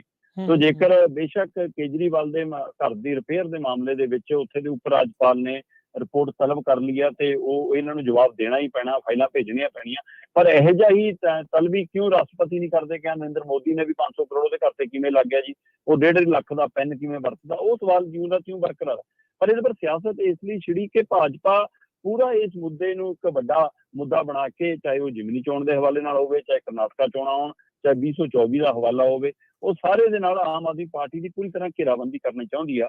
ਪਰ ਆਮ ਆਦਮੀ ਪਾਰਟੀ ਵੀ ਆਪਣੇ ਇਸ ਮਸਲੇ ਦਾ ਜਵਾਬ ਦੇਣ ਦੀ ਬਜਾਏ ਉਹ ਉਲਟਾ ਰਾਜਨੀਤੀ ਤੇ ਇਸ ਕਦਰ ਤੇ ਉੱਤੇ ਰਹੀ ਕਿ ਕੱਲ ਉਦਘਾਟਨ ਸੀਗਾ ਪੰਜਾਬ ਦੇ ਵਿੱਚ ਮੁਹੱਲਾ ਕਲੀਨਿਕਾਂ ਦਾ ਤੇ ਕੇਜਰੀਵਾਲ ਜੀ ਆਏ ਕਿ ਮੈਂ ਰੀਵਨ ਕੱਟਣਾ, ਤੇ ਨਾਲ ਸਾਡੇ ਪੰਜਾਬ ਦੇ ਮੁੱਖ ਮੰਤਰੀ ਵੀ ਤਸਵੀਰ 'ਚ ਨਜ਼ਰ ਆ ਰਹੇ ਨੇ ਕਿ ਹਾਂ ਰੀਵਨ ਕਟਾਉਣ ਉਹ ਵੀ ਖੜੇ ਨੇ। ਪਰ ਦੌੜ ਸਾਰੀ ਮਤਲਬ ਕੈਂਚੀ ਸਾਰਾ ਕੁਝ ਕੇਜਰੀਵਾਲ ਦੇ ਹੱਥ 'ਚ ਹੈ। ਤੇ ਉੱਥੇ ਪਤਾ ਲੱਗਦਾ ਕਿ ਦਿੱਲੀ ਦੀਆਂ ਮੀਡੀਆ ਵੀ ਪਹੁੰਚਦਾ ਹੈ ਤੇ ਉਹਨਾਂ ਦੇ ਵਿੱਚ ਇੱਕ ਚੈਨਲ ਅਚੇਚਾ ਇਸ ਇਰਾਦੇ ਨਾਲ ਆਉਂਦਾ ਕਿ ਕੇਜਰੀਵਾਲ ਨੂੰ ਅਸੀਂ ਉਹ ਸਵਾਲ ਕਰਨਾ, ਪਤਾ ਨਹੀਂ ਕਰਨਾ ਵੀ ਸੀ ਕਿ ਨਹੀਂ ਕਰਨਾ, ਪਰ ਉਹ ਤੋਂ ਪਹਿਲਾਂ ਹੀ ਕਹਿੰਦੇ ਇੰਨੀ ਤੇਜ਼ੀ ਦਿਖਾਈ ਪੁਲਿਸ ਨੇ, ਲੁਧਿਆਣਾ ਪੁਲਿਸ ਨੇ, ਕਿ ਕਹਿੰਦੇ ਲਓ ਜੀ ਉਹਨੇ ਉਸ ਪੱਤਰਕਾਰ ਦੀ ਗੱਡੀ ਨੇ ਜੀ ਟੱਕਰ ਮਾਰਤੀ ਕੁੜੀ ਦੀ, ਤੇ ਉਹ ਇੱਕ ਜਨਾਨੀ ਨੂੰ ਟੱਕਰ ਲੱਗ ਗਈ ਜੀ, ਉਹਦਾ ਹੱਥ ਫ੍ਰੈਕਚਰ ਹੋ ਗਿਆ ਜੀ, ਤੇ ਜਿਹਦੇ ਨਤੀਜੇ ਸਦਕਾ ਕਹਿੰਦੇ ਕਿ ਉਹਦਾ ਮਤਲਬ ਕਿ ਉਹਦੇ ਐਕਸੀਡੈਂਟ ਵਾਲੀ ਸਥਿਤੀ 'ਚ ਆ ਗਈ। ਤਾਂ ਕਰਕੇ ਕਹਿੰਦੇ ਜੀ ਉਹਦੀ ਗੱਡੀ ਤੇ ਵੀ ਪਰਚਾ, ਉਹਦੇ ਡਰਾਈਵਰ ਤੇ ਵੀ ਪਰਚਾ, ਉਹਦੇ ਕੈਮਰਾਮੈਨ ਤੇ ਵੀ ਪਰਚਾ, ਤੇ ਉਸ ਮਹਿਲਾ ਪੱਤਰਕਾਰ ਦੇ ਉੱਤੇ ਵੀ ਪਰਚਾ। ਸੋ ਇੰਨੀ ਤੇਜ਼ੀ ਪੰਜਾਬ ਪੁਲਿਸ ਪਹਿਲਾਂ ਕਦੇ ਦਿਖਾਉਂਦੀ ਨਜ਼ਰ ਨਹੀਂ ਆਈ ਜਿੰਨੀ ਤੇਜ਼ੀ ਕੱਲ ਦਿਖਾਈ, ਤੇ ਉਹਦੇ ਉੱਪਰ ਪਰਚਾ ਦਰਜ ਕਰ ਦਿੱਤਾ। ਸੋ ਹੁਣ ਇਹ ਬਦਲਾਅ ਹੈ ਕਿ ਦਿੱਲੀ ਦੇ ਸਾਰੇ ਇਹਨਾਂ ਦੀਆਂ ਕਿੜਾਂ, ਦਿੱਲੀ ਦੀਆਂ ਇਹਨਾਂ ਦੀਆਂ ਜਿੱਦਾਂ ਉਹ ਸਾਰੀਆਂ ਪੰਜਾਬ ਪੁਲਿਸ ਨੂੰ ਪਗਾਉਣੀਆਂ ਪੈਂਦੀਆਂ। ਬੱਗੇ ਵਾਲਾ ਕਾਂਡ ਜੇ ਪੰਜਾਬ ਭੁੱਲਿਆ ਥੋੜਾ, ਸੋ ਬੱਗੇ ਨੂੰ ਚੱਕ ਕੇ ਲਿਆ ਸੀ, ਅਗਲੇ ਕੁਰਕਸ਼ੇਤਰ ਤੋਂ ਛੁਡਾ ਕੇ ਲੈ ਗਏ ਸੀ। ਸੋ ਉਸੇ ਤਰ੍ਹਾਂ ਪੰਜਾਬ ਪੁਲਿਸ ਨੂੰ ਵਰਤਣ ਦੀ ਕਵਾਇਦ ਲਗਾਤਾਰ ਜਾਰੀ ਆ। ਇਹ ਮਾਮਲਾ ਵੀ ਇਸੇ ਪਹਿਲੂ ਨਾਲ ਜੁੜਿਆ ਕਿ ਉੱਥੇ ਵੀ ਉਹ 45 ਕਰੋੜ ਦਾ ਮੁੱਦਾ ਸੀ ਕਿ ਹੋ ਸਕਦਾ ਉਹ ਭਾਜਪਾ ਦੀ BJP ਦੀ ਮਤਲਬ ਕਿ ਸਪੀਕਰ ਬਣ ਕੇ ਉਹਨੇ ਸਵਾਲ ਕਰਨਾ ਹੋਵੇ, ਪਰ ਸਵਾਲ ਇਹ ਹੈ ਕਿ ਤੁਸੀਂ ਜਿਹੜਾ ਪਰਚਾ ਕਰ ਰਹੇ ਹੋ ਉਹ ਕਿਸ ਆਧਾਰ ਤੇ ਕਰ ਰਹੇ ਹੋ। ਸੋ ਇਸ ਲਈ ਦੋਏ ਧਿਰਾਂ, ਦੋਏ ਪਾਰਟੀਆਂ ਵੱਡੀ ਰਾਜਨੀਤੀ ਕਰ ਰਹੀਆਂ ਤੇ ਜਿਹਦੇ ਵਿੱਚ ਸ਼ਰੇਆਮ ਲੋਕਾਂ ਦੇ ਪੈਸੇ ਦੇ ਹਵਾਲੇ ਨੂੰ ਵਰਤਣ ਦਾ ਪਹਿਲੂ ਹੈ। ਤੇ ਇਸ ਲਈ ਹੁਣ ਇਹ ਤਸਵੀਰਾਂ ਅੱਜ ਸੋਸ਼ਲ ਮੀਡੀਆ ਤੇ ਖੂਬ ਘੁੰਮ ਰਹੀਆਂ ਜੀ। ਸੋ ਚਾਹੇ ਉਹ 8-8 ਲੱਖ ਪਰਦੇ ਵਾਲੀਆਂ ਹੋਣ, ਚਾਹੇ 1.5 ਕਰੋੜ ਦੀ ਰਸੋਈ ਵਾਲੀਆਂ ਹੋਣ, ਹੈ ਨਾ, ਤੇ ਚਾਹੇ ਉਹ ਵਿਦੇਸ਼ੀ ਪੱਥਰ ਵਾਲੀਆਂ ਹੋਣ, ਇਹ ਚਾਹੇ ਉਹ ਪੇਂਟਿੰਗ ਵਾਲੀਆਂ ਹੋਣ ਕਿ ਹਾਂ ਇੰਨੇ ਕਰੋੜ ਦੀ ਪੇਂਟਿੰਗ। ਸੋ 45 ਕਰੋੜ ਦੇ ਘਰ ਦੀ ਰਿਪੇਅਰ ਤੇ ਖਰਚੇ ਦੇ ਦੌਰਾਨ ਹੀ ਕਹਿੰਦੇ ਜੀ ਉੱਥੇ ਕੁਝ ਮੁਲਾਜ਼ਮਾਂ ਦੇ, ਅਧਿਕਾਰੀਆਂ ਦੇ ਰਹਿਣ ਟਿਕਾਣੇ ਵੀ ਸੀ, ਕੁਆਟਰ ਸੀਗੇ ਜਿਹੜੇ, ਉਹ ਵੀ ਤੋੜ ਕੇ ਖਾਲੀ ਕਰਵਾਏ ਤਾਂ ਕਿ ਮਤਲਬ ਕਿ ਵੱਡੀ ਗਿਣਤੀ ਦੇ ਅੰਦਰ ਗੱਡੀਆਂ, ਕਾਰਾਂ ਲੱਗ ਸਕਣ। ਸੋ 2 ਕਮਰਿਆਂ ਦੇ ਘਰ 'ਚ ਰਹਿਣ ਵਾਲੇ ਤੇ ਵੈਗਨਰ ਕਾਰ 'ਚ ਚੱਲਣ ਵਾਲੇ ਤੇ ਘਰ ਵਾਲੀ ਤੋਂ ਰੋਟੀ ਦਾ ਡੱਬਾ ਬਣਾ ਕੇ ਲਿਆਉਣ ਵਾਲੇ ਅੱਜ ਕੱਲ ਆਮ ਆਦਮੀ ਦੇ ਮੁੱਖ ਮੰਤਰੀ, ਆਮ ਆਦਮੀ ਦੇ ਲੀਡਰ ਅੱਜ ਕੱਲ ਕਹਿੰਦੇ 45 ਕਰੋੜ ਦੀ ਰਿਪੇਅਰ ਵਾਲੇ ਘਰ 'ਚ ਰਹਿੰਦੇ ਨੇ। ਤੇ ਉਧਰ ਜਦੋਂ BJP ਉਹ ਸਵਾਲ ਕਰਦੀ ਤਾਂ ਅਗਲੇ ਕਹਿੰਦੇ ਤੁਸੀਂ ਵੀ ਜਵਾਬ ਦਿਓ, 500 ਕਰੋੜ ਦੇ ਘਰ ਤਾਂ ਤੁਹਾਡਾ ਪ੍ਰਧਾਨ ਮੰਤਰੀ ਵੀ ਰਹਿੰਦਾ। ਸੋ ਇਸ ਲਈ ਇਹ ਤਾਨਿਆਂ ਮਿਹਣੇ ਦੀ ਰਾਜਨੀਤੀ ਜਾਰੀ ਆ ਤੇ ਉਹਦੇ ਵਿੱਚੋਂ ਵੱਡਾ ਸਵਾਲ ਇਹ ਹੈ ਕਿ ਦਿੱਲੀ ਦੀਆਂ ਤਲਾਖੋਰੀਆਂ ਵੀ ਪੰਜਾਬ ਪੁਲਿਸ ਰਾਹੀਂ ਕੱਢੀਆਂ ਜਾ ਰਹੀਆਂ, ਜਿਹੜਾ ਆਉਣ ਵਾਲੇ ਸਮੇਂ 'ਚ ਵੱਡੇ ਮਾਮਲੇ, ਵੱਡੇ ਵਿਵਾਦ ਬਣ ਸਕਦੇ। ਇਸ ਤਰੀਕੇ ਦੇ ਨਾਲ ਦੀਪਕ ਜੀ ਆਪਾਂ ਜਿਹੜਾ ਦੇਖ ਰਹੇ ਹਾਂ, ਜਿਹੜਾ ਰਵੱਈਆ ਆ ਵੀ ਕਿਸੇ ਨੂੰ ਸਵਾਲ ਪੁੱਛਣ ਨਹੀਂ ਦੇਣਾ ਜਾਂ ਆਪਣੀ ਮਨਮਰਜ਼ੀ ਦੇ ਮੀਡੀਆ ਦੇ ਨਾਲ ਜਿਹੜਾ ਚੱਲਣਾ, ਇਹ ਕਿੱਥੋਂ ਸਿੱਖ ਰਹੇ ਆ? ਨਹੀਂ, ਇਹ ਤਾਂ ਸਾਰੇ ਪਹਿਲੀਆਂ ਪਾਰਟੀਆਂ ਵੀ ਇਸੇ ਤਰ੍ਹਾਂ ਕਰਦੀਆਂ ਰਹੀਆਂ। ਇੱਥੇ ਪੰਜਾਬ 'ਚ ਅਜਿਹਾ ਵਰਤਾਰਾ ਹੁੰਦਾ ਰਿਹਾ ਕਿ ਹਾਂ ਦੂਜੀਆਂ ਪਾਰਟੀਆਂ ਦੇ ਲੀਡਰਾਂ ਨੂੰ ਜਾਂ ਵਿਰੋਧੀ ਧਿਰਾਂ ਨੂੰ ਜਾਂ ਵਿਅਕਤੀਆਂ ਨੂੰ ਹੁਣ ਕੱਲ੍ਹ ਦਾ ਸੁਖਪਾਲ ਖਹਿਰਾ ਮਤਲਬ ਕਿ ਲੁਕਦਾ ਫਿਰ ਰਿਹਾ, ਜਾਂ ਕਹਿ ਲਈਏ ਕਿ ਆਪਣੇ ਆਪ ਨੂੰ ਮੀਡੀਆ 'ਚ ਇਹ ਪੀੜਤ ਧਿਰ ਵਜੋਂ ਦਿਖਾ ਰਿਹਾ ਕਿ ਹਾਂ ਮੇਰੀ ਵੀ ਗ੍ਰਿਫਤਾਰੀ ਹੋ ਸਕਦੀ ਹੈ। ਉਸ ਗੱਲ ਦੀ ਵੀ ਖੂਬ ਚਰਚਾ। ਇਸ ਲਈ ਸਾਰੀਆਂ ਪਾਰਟੀਆਂ ਜਿਹਦੇ ਹੱਥ ਸੱਤਾ ਆਉਂਦੀ ਹੈ ਉਸ ਦੀ ਦੁਰਵਰਤੋਂ ਕਰਦੀਆਂ ਰਹੀਆਂ, ਤੇ ਇਹ ਉਹਨਾਂ ਤੋਂ ਵੱਖਰੀਆਂ ਥੋੜ੍ਹਾ, ਇਹ ਵੀ ਉਹੋ ਜਿਹੇ ਹੀ ਨੇ। ਚਾਹੇ ਇਹਨਾਂ ਨੇ ਉਦੋਂ ਬਹੁਤ ਕਿਹਾ ਸੀਗਾ ਅਸੀਂ ਸਿਆਸਤ ਜਿਹੜੀ ਉਹ ਬਦਲਣ ਦੇ ਲਈ ਆ ਰਹੇ ਹਾਂ, ਪਰ ਕਾਰ ਉਹੀ ਕੁਛ ਰਹੇ ਆ। ਜੀ ਜੀ। ਅਗਲੀ ਦੀਪਕ ਜੀ ਗੱਲ ਕਰੀਏ, ਮੰਤਰੀ ਕਟਾਰੂ ਚੱਕ ਦਾ ਵੀਡੀਓ ਪਾਰਟਨਰ ਆਇਆ ਸਾਹਮਣੇ, ਸਰਕਾਰ ਕਸੂਤੀ ਘਿਰੀ ਆ, ਇਸ ਤੇ ਵੀ ਕੋਈ ਜਵਾਬ ਜੂਬ ਦੇ ਰਹੇ ਆ ਜਾਂ ਨਹੀਂ? ਨਹੀਂ ਜੀ, ਅਜੇ ਤੱਕ ਲਾਲਚੰਦ ਕਟਾਰੂ ਚੱਕ ਮਾਮਲੇ ਦੇ ਵਿੱਚ, ਕਿਉਂਕਿ ਇੱਕ ਤਾਂ ਵੀਡੀਓ ਵਾਲਾ ਮਾਮਲਾ ਹੁਣ ਸਿੱਧਾ ਹੀ ਹੋ ਗਿਆ ਜੀ ਕਿ ਉਹ ਲਾਲਚੰਦ ਕਟਾਰੂ ਚੱਕ ਦਾ, ਚਾਹੇ ਉਹਦੇ ਵਿੱਚ ਪਹਿਲਾ ਨਾਮ ਕੋਈ ਜਨਤਕ ਕਰਕੇ ਰਾਜੀ ਨਹੀਂ ਸੀ, ਪਰ ਸੋਸ਼ਲ ਮੀਡੀਆ ਤੇ ਜਿਹੋ ਜਿਹਾ ਮਤਲਬ ਕਿ ਇਹਨਾਂ ਦਾ ਜਲੂਸ ਨਿਕਲ ਰਿਹਾ, ਮੈਨੂੰ ਨਹੀਂ ਲੱਗਦਾ ਕਦੇ ਕਿਸੇ ਵਿਅਕਤੀ ਦਾ ਜਾਂ ਕਿਸੇ ਪਾਰਟੀ ਦਾ ਏਦਾਂ ਜਲੂਸ ਨਿਕਲਿਆ ਹੋਵੇ ਕਿ ਸੱਤਾ ਚ ਹੁੰਦਿਆਂ ਇਹੋ ਜਿਹੇ ਹਾਸੋਹੀਣੀ ਸਥਿਤੀ ਚੋਂ ਲੰਘਣਾ ਪਵੇ, ਕਿ ਇਹ ਬਦਲਾਅ ਨਹੀਂ ਕਿਸੇ ਨੇ ਉਮੀਦ ਕੀਤੀ ਸੀ ਕਿ ਇਹੋ ਜਿਹੇ ਕਾਰਿਆਂ ਦੇ ਵਿੱਚ ਵੀ ਇਹ ਕਰਨਗੇ। ਹੁਣ ਮਤਲਬ ਸੋਸ਼ਲ ਮੀਡੀਆ ਤੇ ਲੋਕ ਲਿਖ ਪਾਉਂਦੇ ਨੇ, ਕਹਿੰਦੇ ਉੱਥੇ ਜਾਂਦੇ ਨੇ ਵੋਟਾਂ ਮੰਗਣ, ਅਗਲੇ ਕਹਿੰਦੇ ਪਹਿਲਾਂ ਵੀਡੀਓ ਦਿਓ ਜੀ ਫਿਰ ਵੋਟ ਦੇਵਾਂਗੇ। ਸੋ ਇਸੇ ਤਰ੍ਹਾਂ ਉੱਥੇ ਲੋਕ ਸੁਖਪਾਲ ਖਹਿਰੇ ਦੇ ਤੰਜ ਕਸਮ ਦੇ ਹਵਾਲੇ ਨਾਲ ਗੱਲ ਕਰੀ ਜਾਂਦੇ ਆ ਕਿ ਜੀ ਇਹ ਕਿਹੜਾ ਸ਼ਰਾਬ ਦੀਆਂ ਬੋਤਲਾਂ ਰੱਖਣ ਦਾ ਲਾਇਸੈਂਸ ਹੈ ਕਿ ਸਾਰਾ ਕੁਝ ਖਹਿਰੇ ਕੋਲ ਹੋਵੇ ਜੀ, ਜਨਤਾ ਕਿਉਂ ਨਹੀਂ ਕਰਦੇ ਜੀ ਵੀਡੀਓ, ਖਹਿਰੇ ਕੋਲ 3 ਵੀਡੀਓ ਹੋਰ ਨੇ। ਉਧਰ ਖਹਿਰਾ ਕਹਿੰਦਾ ਕਿ ਮੈਨੂੰ ਉਮੀਦ ਹੈ ਲੋਕ ਤੇ ਪਾਰਟੀ ਮੇਰੇ ਨਾਲ ਖੜੂਗੀ, ਕਿਉਂਕਿ ਮੈਨੂੰ ਕਿਸੇ ਵੀ ਸਮੇਂ ਗ੍ਰਿਫਤਾਰ ਕੀਤਾ ਜਾ ਸਕਦਾ। ਕੱਲ ਦਾ ਹੁਣ ਫੋਨ ਨਹੀਂ ਚੁੱਕ ਰਿਹਾ, ਤੇ ਹੋ ਸਕਦਾ ਫੋਨ ਕਿਤੇ ਹੋਵੇ ਤੇ ਆਪ ਅੱਡ ਹੋਵੇ, ਕਿਉਂਕਿ ਲੋਕੇਸ਼ਨ ਵਾਲੇ ਪੁਲਿਸ ਅੱਜ ਕੱਲ੍ਹ ਫੜਦੀ ਆ। ਸੋ ਇਸ ਲਈ ਇਹ ਵੀ ਸੁਖਪਾਲ ਖਹਿਰਾ ਨੇ ਕਿਹਾ ਕਿ ਹਾਂ ਮੇਰੀ ਗ੍ਰਿਫਤਾਰੀ ਕਿਸੇ ਵੀ ਸਮੇਂ ਕੀਤੀ ਜਾ ਸਕਦੀ, ਕਿਉਂਕਿ ਮੈਂ ਸਰਕਾਰ ਦੇ ਤਾਜ ਉਧੇੜਦਾ, ਮੈਂ ਸਰਕਾਰ ਦੇ ਝੂਠ ਨੂੰ ਸਾਹਮਣੇ ਲਿਆਉਣਾ, ਸਰਕਾਰ ਦੇ ਠੱਗੀਆਂ ਠੋਗੀਆਂ ਮੈਂ ਸਾਹਮਣੇ ਲਿਆਉਣਾ। ਇਸ ਲਈ ਕਹਿੰਦੇ ਕਿ ਮੇਰੀ ਗ੍ਰਿਫਤਾਰੀ ਕਿਸੇ ਵੀ ਸੰਭਵ ਹੈ। ਪਰ ਲਾਲਚੰਦ ਕਟਾਰੂ ਚੱਕ ਮਾਮਲੇ ਦੇ ਵਿੱਚ ਜਿਹੜਾ ਦੂਸਰਾ ਉਹਦਾ ਵੀਡੀਓ ਪਾਰਟਨਰ ਹੈ ਜੀ, ਉਹ ਕਹਿੰਦਾ ਜੀ ਮੈਂ ਤਾਂ ਜਵਾਬ ਸੀ, ਜਦੋਂ ਕਹਿੰਦਾ ਸੋਸ਼ਲ ਮੀਡੀਆ ਰਾਹੀਂ ਮੇਰੀ ਮਿੱਤਰਤਾ ਹੋਈ ਤੇ ਮੈਨੂੰ ਬੁਲਾ ਲਿਆ ਗਿਆ ਤੇ ਮੈਂ ਨਾਲ ਰਹਿਣ ਲੱਗ ਗਿਆ ਤੇ ਮੇਰੀ ਵਰਤੋਂ ਹੁੰਦੀ ਰਹੀ, ਤੇ ਇਹ ਇਸ ਲਈ ਕਹਿੰਦਾ ਮੈਂ ਤਾਂ ਡਰਦਾ ਨਹੀਂ ਬੋਲ ਪਾ ਰਿਹਾ ਸੀਗਾ ਕਿ ਐਡਾ ਬੜਾ ਬੰਦਾ, ਐਡੀ ਬੜੀ ਪਹੁੰਚ ਹੈ, ਸਰਕਾਰ ਹੈ। ਸੋ ਹੁਣ ਮੈਂ ਤਾਂ ਜੀ ਮੇਰੇ ਘਰ ਨੂੰ ਵੀ ਖਤਰਾ, ਮੇਰੇ ਪਰਿਵਾਰ ਨੂੰ ਵੀ ਖਤਰਾ, ਮੇਰੀ ਜਾਨ ਨੂੰ ਵੀ ਖਤਰਾ, ਇਸ ਲਈ ਮੈਂ ਤਾਂ ਦਿੱਲੀ ਬੈਠਾ। ਤੇ ਉਸੇ ਤਰ੍ਹਾਂ ਦੀ ਤੇਜ਼ੀ ਹੈ ਕਿ ਸਰਕਾਰਾਂ ਕਦੇ ਆਮ ਬੰਦੇ ਦੀ ਸ਼ਿਕਾਇਤ ਤੇ ਏਦਾਂ ਕਦੇ ਕੰਮ ਕਰਦੀਆਂ ਦਿਖੀਆਂ ਕਿ ਅਜੇ ਉਹਨੇ ਕਮਿਸ਼ਨ ਨੂੰ, ਐਸਸੀ ਕਮਿਸ਼ਨ ਨੂੰ ਚਿੱਠੀ ਸੌਂਪੀ ਨਹੀਂ, ਉਹਨਾਂ ਜਦੋਂ ਚਿੱਠੀ ਕੱਢਤੀ, ਮੈਨੂੰ ਤਾਂ ਚਿੱਠੀ ਪਹਿਲਾਂ ਤਿਆਰ ਕੀਤੀ ਸੀ, ਸ਼ਿਕਾਇਤ ਪੱਤਰ ਬਾਅਦ ਚੋਂ ਲਿਆ। ਸੋ ਇਹਨਾਂ ਨੇ ਜਦੇ ਦੇਰ ਨਹੀਂ ਲਾਈ ਤੇ ਜਦੇ ਭੇਜਤੀ ਪੰਜਾਬ ਦੇ ਚੀਫ ਸੈਕਟਰੀ ਨੂੰ, ਪੰਜਾਬ ਸਰਕਾਰ ਨੂੰ ਕਿ ਦਿਓ ਜੀ ਜਵਾਬ। ਸੋ ਹੁਣ ਇੱਧਰ ਇਹ ਜਵਾਬ ਦੇਣਗੇ ਜਾਂ ਨਹੀਂ, ਕਿਉਂਕਿ ਇਹ ਮਾਮਲਾ ਟਾਲਣਾ ਚਾਹੁੰਦੇ ਸੀ 10 ਤਰੀਕ ਤੱਕ, ਕਿ ਕਿਸੇ ਤਰ੍ਹਾਂ 10 ਤਰੀਕ ਟਪਾ ਲਈ, ਉਸ ਤੋਂ ਬਾਅਦ ਦੇਖਾਂਗੇ। ਪਰ ਇਹਨਾਂ ਦੇ ਲਈ ਹੁਣ ਗਲੇ ਦੀ ਹੱਡੀ ਬਣਦਾ ਜਾ ਰਿਹਾ ਇਹ ਮਾਮਲਾ, ਕਿ ਇਸ ਮਾਮਲੇ ਦੇ ਵਿੱਚ ਮੈਨੂੰ ਲੱਗ ਰਿਹਾ ਕਿ ਰਾਜਪਾਲ ਹੋਰਾਂ ਵੱਲੋਂ ਅੱਜ ਜਾਂ ਕੱਲ੍ਹ ਤੱਕ ਉਹ ਰਿਪੋਰਟ ਵੀ ਜਿਹੜੀ 3 ਦਿਨਾਂ 'ਚ ਮੰਗੀ ਗਈ ਸੀ, ਉਹ ਕੱਲ੍ਹ ਤੱਕ ਜਨਤਕ ਕਰ ਦੇਣੀ ਜਾਣੀਆਂ, ਤੇ ਉਹਦਾ ਅਸਰ ਵੀ ਜਾਣਾ, ਕਿਉਂਕਿ ਰਾਜਪਾਲ ਵੀ ਬੀਜੇਪੀ ਦੇ ਪਲੇਅਰ ਵਜੋਂ ਖੇਡਦੇ ਨੇ। ਸੋ ਇਸ ਲਈ ਬੀਜੇਪੀ ਨੂੰ ਅੱਜ ਕੱਲ੍ਹ ਸਾਰਾ ਕੁਝ ਸੂਟ ਕਰਦਾ, ਤੇ ਇਹ ਪਰ ਆਮ ਆਦਮੀ ਪਾਰਟੀ ਦੇ ਲਈ ਹੁਣ ਦਿੱਕਤ ਖੜੀ ਹੋ ਗਿਆ। ਤੇ ਉਧਰ ਸੁਖਪਾਲ ਖਹਿਰਾ ਥਾਪੀ ਮਾਰ ਕਹੀ ਜਾਂਦਾ ਕਿ ਇਹ 2-3 ਵੀਡੀਓ ਹੋਰ ਨੇ, ਤੇ ਕਹਿਣ ਵਾਲੇ ਤਾਂ ਇਹ ਕਹਿੰਦੇ ਨੇ ਕਿ ਚੇਨ ਹੈ, ਇੱਕ ਗਰੋਹ ਦਾ ਇੱਕ ਮਤਲਬ ਕਿ ਇੱਕ ਤਿਆਰ ਕੀਤਾ ਹੋਇਆ ਕੰਮ ਹੈ, ਤੇ ਜਿਹੜੀ ਵੀ ਪਾਰਟੀ ਦਾ ਕੋਈ ਲੀਡਰ ਉਹਨਾਂ ਨੂੰ ਲੱਗਦਾ ਕਿ ਇਸ ਨੂੰ ਨਿਸ਼ਾਨੇ 'ਚ ਲੈਣਾ, ਤੇ ਉਹਦੇ ਲਈ ਕਹਿੰਦੇ ਕਿ ਉਹ ਪੈਸਿਆਂ ਦੇ ਵੱਟੇ ਸਾਰਾ ਕੁਝ ਵੇਚਦੇ ਨੇ। ਸੋ ਜੋ ਵੀ ਹੋਵੇ, ਪਰ ਜੇਕਰ ਉਹ ਵੀਡੀਓ ਸੱਚ ਹੈ ਤਾਂ ਕਟਾਰੂ ਚੱਕ ਲਈ ਵੀ, ਪੰਜਾਬ ਸਰਕਾਰ ਲਈ ਵੀ, ਆਮ ਆਦਮੀ ਪਾਰਟੀ ਲਈ ਵੀ, ਤੇ ਪੰਜਾਬ ਲਈ ਵੀ ਨਮੋਸ਼ੀ ਵਾਲੇ ਪਲ ਹੋਣਗੇ। ਜੀ ਜੀ, ਬਿਲਕੁਲ ਲੱਗਦਾ ਆ ਵੀ ਇਸ ਦਾ ਕਿਤੇ ਨਾ ਕਿਤੇ ਨੁਕਸਾਨ ਜਲੰਧਰ ਜਿਮਨੀ ਚੋਣ ਦੇ ਵਿੱਚ ਇਹਨਾਂ ਨੂੰ ਝੱਲਣਾ ਜਿਹੜਾ ਬਿਲਕੁਲ ਤੁਹਾਡੀ ਗੱਲ ਦਰੁਸਤ ਹੈ। ਜਲੰਧਰ ਜਿਮਨੀ ਚੋਣ ਦੇ ਵਿੱਚ ਵੱਡੀ ਤਾਦਾਦ ਦੇ ਵਿੱਚ ਇਸ ਗੱਲ ਦਾ ਅਸਰ ਪਏਗਾ, ਕਿਉਂਕਿ ਇੱਕ ਪਾਸੇ ਕਾਂਗਰਸ ਪੂਰੇ ਜ਼ੋਰ ਸ਼ੋਰ ਨਾਲ ਲੱਗੀ ਹੈ। ਮੈਨੂੰ ਪਤਾ ਲੱਗਾ ਕੱਲ ਨਵਜੋਤ ਸਿੱਧੂ ਨੇ ਉਹਨਾਂ ਸਿੱਧਾ ਰੁੱਖ ਅਪਣਾ ਲਿਆ, ਉਹ ਜਿਹੇ ਜਿਹਾ ਰਿੰਕੂ ਟਿੰਕੂ ਕਹਿ ਕੇ ਉਹੀ ਆਪਣੇ ਅੰਦਾਜ਼ 'ਚ ਬੋਲਣ ਲੱਗੇ ਨੇ।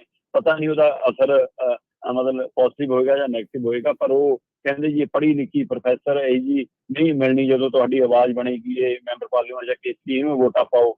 ਤੇ ਦੂਸਰੇ ਪਾਸੇ ਮਤਲਬ ਕਿ ਜਿਹੜੇ ਬਹੁਜਨ ਸਮਾਜ ਪਾਰਟੀ ਦੇ ਲੀਡਰ ਨੇ, ਹੈ ਨਾ, ਬਹੁਜਨ ਸਮਾਜ ਪਾਰਟੀ ਦੇ ਜਿਹੜੇ ਲੀਡਰ ਨੇ ਉਹਨਾਂ ਦੇ ਹਵਾਲੇ ਨਾਲ, ਹਾਂ ਬਿਲਕੁਲ ਅਕਾਲੀ ਦਲ ਦੇ ਜਿਹੜੇ ਬਹੁਜਨ ਸਮਾਜ ਪਾਰਟੀ ਦੇ ਅਕਾਲੀ ਦਲ ਦੇ ਉਮੀਦਵਾਰ ਨੇ ਜਿਹੜੇ, ਹਾਂਜੀ ਸੁੱਖੀ, ਤੇ ਉਹਨਾਂ ਦੇ ਹਵਾਲੇ ਨਾਲ ਵੀ ਇਹ ਖਬਰ ਆ ਰਹੀ ਹੈ ਕਿ ਹਾਂ ਹੋ ਸਕਦਾ ਕਿ ਉਹ ਜਿਹੜੀ ਮਤਲਬ ਕਿ ਚੰਗੀ ਪਹੁੰਚ ਰੱਖਦੇ ਨੇ, ਅਪਰੋਚ ਰੱਖਦੇ ਨੇ, ਉਹਨਾਂ ਦੀ ਵੋਟ ਬੈਂਕ ਵਧਣ ਦਾ ਵੀ ਇੱਕ ਉਮੀਦ ਖੜੀ ਹੈ। ਸੋ ਦੂਸਰੇ ਪਾਸੇ ਜਿਹੜਾ ਸਭ ਤੋਂ ਵੱਡਾ ਸਵਾਲ ਹੈ ਉਹ ਹੈਗਾ ਬੀਜੇਪੀ ਦਾ। ਬੀਜੇਪੀ ਜਿਸ ਕਦਰ ਇਸ ਖੇਡ ਨੂੰ ਵੱਡਾ ਬਣਾ ਰਹੀ ਹੈ ਹੁਣ, ਚਾਹੇ ਉਹ ਕੇਜਰੀਵਾਲ ਤੇ ਹਮਲਾ ਕਰਕੇ, ਚਾਹੇ ਉਹ 45 ਕਰੋੜ ਦੀ ਗੱਲ ਕਰਕੇ, ਚਾਹੇ ਉਹਨੇ ਕਟਾਰੂ ਚੱਕ ਵਾਲੇ ਮਾਮਲੇ ਦੇ ਵਿੱਚ ਰਾਜਪਾਲ ਰਾਹੀਂ ਆ ਜਾਣ, ਚਾਹੇ ਖਹਿਰੇ ਰਾਹੀਂ ਆ ਜਾਣ। ਸੋ ਉਹ ਸਾਰੇ ਮਾਮਲੇ ਨੇ ਵੀ ਕਿਤੇ ਨਾ ਕਿਤੇ ਇਸ ਪਹਿਲੂ ਦੇ ਉੱਤੇ ਸਵਾਲ ਖੜਾ ਕਰ ਦੇਣਾ ਕਿ ਕੀ ਬੀਜੇਪੀ ਵੱਧ ਵੋਟਾਂ ਲਏਗੀ। ਜੇ ਬੀਜੇਪੀ ਵੱਧ ਵੋਟਾਂ ਲੈਂਦੀ, ਜਿਵੇਂ ਪਤਾ ਲੱਗ ਰਿਹਾ ਕਿ ਹਾਂ ਬੀਜੇਪੀ ਵੱਡੀ ਗਿਣਤੀ 'ਚ ਵੋਟਾਂ ਲੈ ਸਕਦੀ ਹੈ, ਤੇ ਉਹਦਾ ਪਤਾ ਲੱਗ ਨਕੋਦਰ ਖੇਤਰ ਜਾਂ ਜਲੰਧਰ ਸ਼ਹਿਰੀ ਖੇਤਰ ਉਹਨਾਂ ਦੀ ਵੱਡੀ ਤਾਕਤ ਵਜੋਂ, ਉਹਦਾ ਨੁਕਸਾਨ ਕਿਹਨੂੰ ਹੋਣਾ, ਫਾਇਦਾ ਕਿਹਨੂੰ ਹੋਣਾ, ਇਹਦਾ ਗਿਣਤ ਨਹੀਂ ਲੱਗ ਰਿਹਾ। ਕੁਝ ਕਹਿੰਦੇ ਕਿ ਇਹਦਾ ਨੁਕਸਾਨ ਆਮ ਆਦਮੀ ਪਾਰਟੀ ਨੂੰ ਹੋ ਸਕਦਾ, ਕੁਝ ਕਹਿੰਦੇ ਕਿ ਨਹੀਂ, ਇਹਦਾ ਨੁਕਸਾਨ ਮਤਲਬ ਕਿ ਕਾਂਗਰਸ ਨੂੰ ਵੀ ਹੋ ਸਕਦਾ। ਸੋ ਜੇਕਰ ਬੀਜੇਪੀ ਔਰ ਅਕਾਲੀ ਉਮੀਦਵਾਰ ਦੀਆਂ ਵੋਟਾਂ ਵੱਧਦੀਆਂ ਨੇ ਤਾਂ ਕੀ ਨੁਕਸਾਨ ਕਾਂਗਰਸ ਦਾ ਹੋਏਗਾ ਜਾਂ ਆਮ ਆਦਮੀ ਪਾਰਟੀ ਦਾ ਹੋਏਗਾ, ਦੇਖਣ ਵਾਲੀ ਗੱਲ ਹੈ। ਸੋ ਪਰ ਬੀਜੇਪੀ ਆਪਣੀ ਪੂਰੀ ਤਾਕਤ ਝੋਂਕ ਚੁੱਕੀ ਹੈ, ਉਹ ਹਰ ਹਥਕੰਡਾ ਅਪਣਾ ਰਹੀ ਹੈ, ਤੇ ਕਸਰ ਆਮ ਆਦਮੀ ਪਾਰਟੀ ਨੂੰ ਛੱਡਦੀ। ਉਹਨਾਂ ਕੋਲ ਸਰਕਾਰੀ ਮਸ਼ੀਨਰੀ ਹੈ, ਪੈਸਾ ਹੈ, ਤਾਕਤ ਹੈ, ਮਿੰਨਤਾਂ ਨੇ, ਬਿਜਲੀ ਦੇ ਬਿੱਲ ਨੇ, 1000 ਵਾਲਾ ਲਾਲਚ ਹੈ, ਤੇ ਉੱਪਰ ਦੀ ਕੇਜਰੀਵਾਲ ਦੀਆਂ ਧਮਕੀਆਂ, ਜਿਹੜਾ ਕਹਿੰਦਾ ਸੀਗਾ ਕਿ ਕੰਮ ਕਰਾਉਣ ਦਾ ਸਾਡੇ ਕੋਲੇ ਆਉਣਾ। ਸੋ ਇਸ ਲਈ ਸਾਰੀਆਂ ਦੋਵੇਂ ਪਾਰਟੀਆਂ ਖੁੱਲ੍ਹ ਕੇ ਆਪਣੀ ਤਾਕਤ ਦੀ ਵਰਤੋਂ ਕਰ ਰਹੀਆਂ, ਤੇ ਦੂਜੀਆਂ ਪਾਰਟੀਆਂ ਮਿੰਨਤਾਂ ਤੇ ਉਤਰੀਆਂ ਕਿ ਹਾਂ ਇੱਕ ਵਾਰ ਸਾਨੂੰ ਮੌਕਾ ਦੇ ਦਿਓ। ਤੇ ਭਗਵੰਤ ਮਾਨ ਵੀ ਇਸ ਵੇਲੇ ਨਾਲ ਗੱਲ ਕਰਦੇ ਨੇ, ਉਹ ਕਹਿੰਦੇ ਕਿ ਕਿੰਨੇ ਕੁ ਮਹੀਨਿਆਂ ਦੀ ਗੱਲ ਹੈ, 24 ਤਾਂ ਆਉਣ ਵਾਲੀ ਹੈ, 10 ਮਹੀਨੇ 11 ਮਹੀਨੇ ਸਾਨੂੰ ਮੌਕਾ ਦੇ ਕੇ ਦੇਖ ਲਓ, ਜੇ ਨਾ ਚੰਗੇ ਉਤਰੇ ਤਾਂ ਫਿਰ ਦੁਬਾਰਾ ਨਾ ਪਾਏ।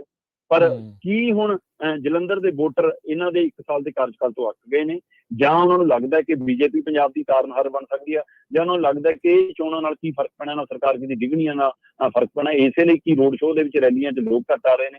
ਸੋ ਇਹ ਸਾਰੇ ਹਵਾਲੇ ਕਿਤੇ ਨਾ ਕਿਤੇ ਸੰਕੇਤ ਕਰਦੇ ਨੇ ਕਿ ਪਾਰਟੀਆਂ ਦਾ ਜ਼ੋਰ ਲੱਗਿਆ, ਪਰ ਲੋਕਾਂ ਦਾ ਇਹਨਾਂ ਦੇ ਉੱਤੇ ਭਰੋਸਾ ਨਹੀਂ ਹੈ। ਫਿਰ ਵੀ ਵੋਟਾਂ ਪੈਣਗੀਆਂ, ਨਤੀਜੇ ਆਉਣਗੇ, ਤੇ ਉਹ ਤੋਂ ਬਾਅਦ ਕਾਫੀ ਰਾਜਨੀਤੀ ਪੰਜਾਬ ਦੀ ਬਦਲੂਗੀ, ਕਾਫੀ ਸਿਨੈਰੀਓ ਬਦਲੂਗਾ। ਕਾਫੀ ਕੁਛ ਜਿਹੜਾ ਬਿਲਕੁਲ ਜੀ ਜੀ ਜੀ। ਅਗਲੀ ਗੱਲ ਕਰ ਲਈਏ ਹਰਿਆਣੇ ਦੇ ਖੇਡ ਮੰਤਰੀ ਸੰਦੀਪ ਸਿੰਘ ਪਾਲੀਗ੍ਰਾਫ ਟੈਸਟ ਕਰਾਉਣ ਤੋਂ ਭੱਜਿਆ।